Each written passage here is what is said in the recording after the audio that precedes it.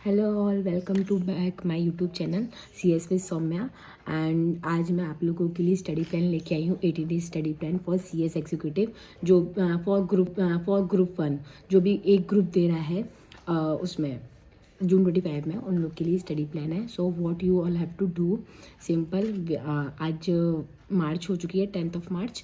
Now you have to till 10th of April you have to complete your syllabus anyhow. उसके बाद अगर आपका syllabus कुछ बचता भी है 5 to 6% तो उसको आप वहीं छोड़ दीजिए, है ना। मोस्ट ऑफ स्टूडेंट्स का अभी तक 80% ऑफ सिलेबस कंप्लीट हो गया होगा। मोस्ट स्टूडेंट्स का 75, 80, 60% जितना भी कंप्लीट हुआ होगा। You are having 30 days. उसके अंदर आप लोग को पूरा सिलेबस कंप्लीट करना है एनी हाउ। उसके बाद आप लोग के पास टाइम नहीं है, then only 40 days will be left for exam, ठीक है। उसके बाद आपको पूरा टाइम अपना रिविजन्स में देना है, क्योंकि आपको नंबर ऑफ़ टाइम रिवीजन करने बहुत ज़रूरी है। उसके बिना आप एग्ज़ाम नहीं दे सकते, क्योंकि जब हम एग्ज़ाम देने बैठते हैं ना तो हमारे माइंड में आना चाहिए कि हाँ, वो तभी आता है जब हमने नंबर ऑफ़ टाइम रिवीजन कर लिया और नंबर ऑफ़ टाइम हमने क्वेश्चन प्रैक्टिस करे हैं, सारे काम किए हैं, ठीक है। तो सबसे पहले आई विल कि 30 डेज़ तक, सबसे पहले 1 to 30 डेज़ में आपको अपना सिलेबस कंप्लीट करना है। जिन भी स्टूडेंट का 20 to 25% सिलेबस बाकी रह गया उसको कंप्लीट करें कैसे भी करके।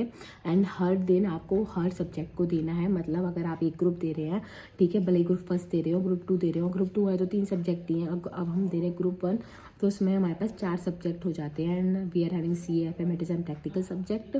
तो आपको चारों सब्जेक्ट को पूरे दिन में चारों को टाइम देना है, कोई भी एक सब्जेक्ट नहीं छोड़ना है, चारों को टाइम दीजिए।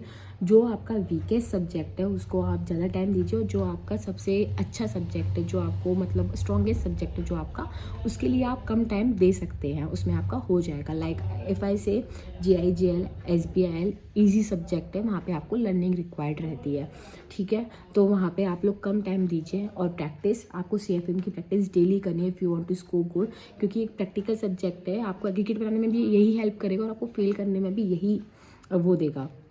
आपको CAFM में डेली प्रैक्टिस करनी है if you want to score good marks in practical subject.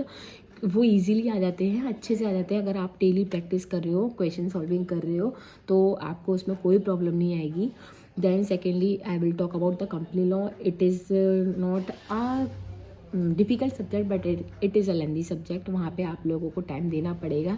Case studies आती है, बाकी GIGL और SBL की बात करें तो वहाँ पे डायरेक्ट क्वेश्चंस भी आ जाते हैं, तो वहाँ पे इतनी प्रॉब्लम नहीं होती है। वहाँ पे बस आपको याद करना है, काम करना है। यहाँ पे आपको कंसेप्ट क्लियर करने हैं जब भी आपके क्वेश्चन सॉल्व होंगे और जब भी आपके केस स्टडीज सॉल्व होंगी, तो आप ज़्यादा टाइम इधर दीजिए। और बाकी आपके ऊपर है, जो भी आपका वीकेस्ट सब्जेक्ट है, जो भी स्ट्रॉन्गेस्ट सब्जेक्ट है, उसके हिसाब से आप अपना रूटीन बनाइए, डेली का डेली अपने प्लान्स बनाइए।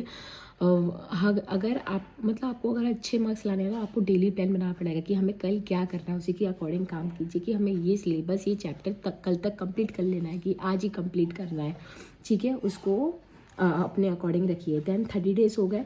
नाउ 10th of April तक आपका ये काम हो जाना चाहिए। After that 10th April to 30 अप्रैल आपको रिवीजन करना है, रिवीजन पे ध्यान देना है। उसके बाद आपको सिलेबस नहीं छूना है, बंद कर दीजिए वहीं पे, जितना भी आपका कंप्लीट हो गया that's okay. Now you have to do revision, all revision. वहाँ पे आपको क्वेश्चन प्रैक्टिस करने हैं। देन आपको टेस्ट सीरीज़ के लिए अपने आप को प्रिपेयर करना है। देन आफ्टर दैट जैसे आपके 20 डेज़ के अंदर सारा रिवीजन हो जा करना है कैसे भी। अब लाइक आपके पास 4 सब्जेक्ट है अगर आप ग्रुप 1 दे रहे हो, और 3 सब्जेक्ट है अगर आप ग्रुप 2 दे रहे हो, तो अकॉर्डिंग टू दैट आप रिवीजन आपको कैसे करना है। आपको कम से कम 3 टाइम्स रिवीजन करना पड़ेगा।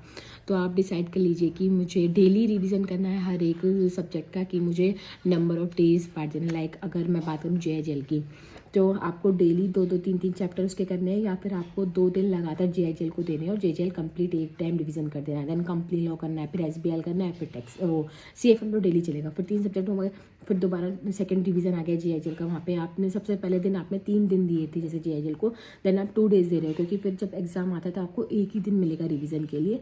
तो ऐसे करके अपने आप को डायरेक्टली प्रिपेयर करिए एग्ज़ाम के लिए, कि वहाँ पे आपके पास एक दिन ही मिलेगा। आपको एक दिन के अंदर पूरा जो भी 1.5 डेज़ मिलते हैं, क्योंकि वो थोड़ा दिन तो निकल जाता है, बाकी आपके पास प्रॉपर एक दिन तो ज़रूर मिलता है।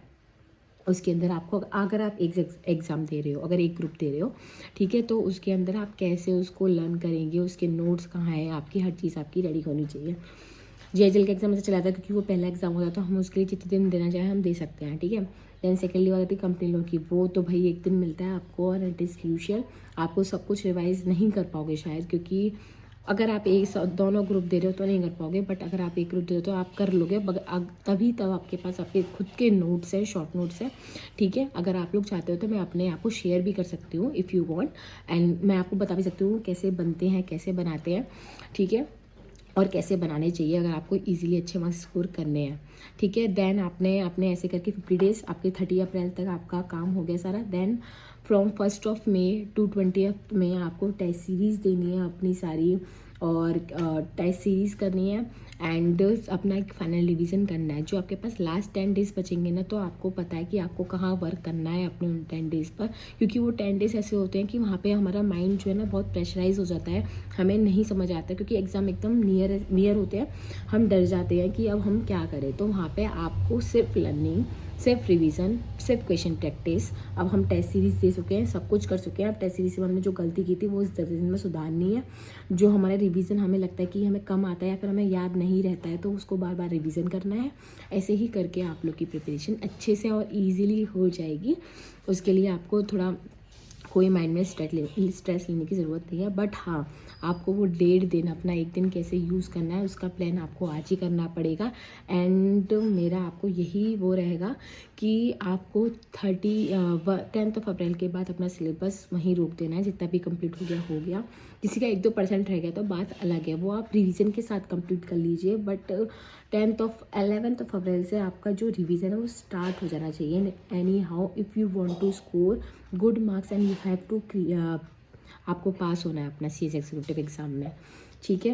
एंड यही कुछ स्ट्रेटजीज जो आपको फॉलो करनी है, and this is all about 80 days plan which I have given to you, and उसके अकॉर्डिंग आप लोग काम कीजिए। एंड अब आपके ऊपर है कि आपको उसे कैसे करना है, आपको एक सब्जेक्ट को पूरा दिन देना है कि आपको एक दिन में सारे सब्जेक्ट पढ़ने हैं।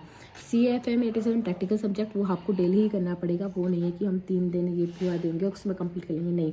प्रैक्टिकल में यू नीड द स्पीड, 3 घंटे में पेपर कंप्लीट नहीं हो पाता है। I have score 52 marks in CFM, ठीक है। जहाँ पे भी मेरा पेपर कंप्लीट नहीं हो पाया था, मैंने 15 मार्क्स का जो मेरा पेपर है वो रह गया था, ठीक है। सबसे बड़ा क्वेश्चन जो होता है कॉर्पोरेट अकाउंटिंग में, वो मेरा रह गया था, बट बाकी का पेपर मेरा कंप्लीट हो गया था।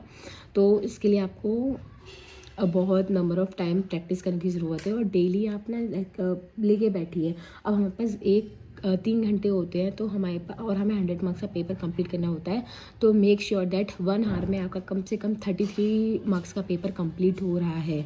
अगर आपका 1 घंटे में 33 मार्क्स का पेपर कंप्लीट हो रहा है, तो ऑटोमेटिकली 3 घंटे में आपका है ना। जब भी मैं लेके बैठी ना, लाइक मेरे सारे थ्योरी सब्जेक्ट, मतलब जितने भी प्रैक्टिकल सब्जेक्ट मेरा टाइम पे कंप्लीट नहीं हो पाया था, बाकी मेरे थ्योरी वगैरह सारे टाइम पर मेरे कंप्लीट हो जाते थे एग्ज़ाम्स, वो मेरा नहीं छूटता था, क्योंकि what I use to do, 1 घंटे के अंदर कम से कम 33 मार्क्स का हुआ है कि नहीं हुआ, वो मैं हमेशा ध्यान रखती। अगर नहीं हुआ है कभी बाई चांस, तो मैं अपनी स्पीड अकॉर्डिंग टू दैट रखती थी।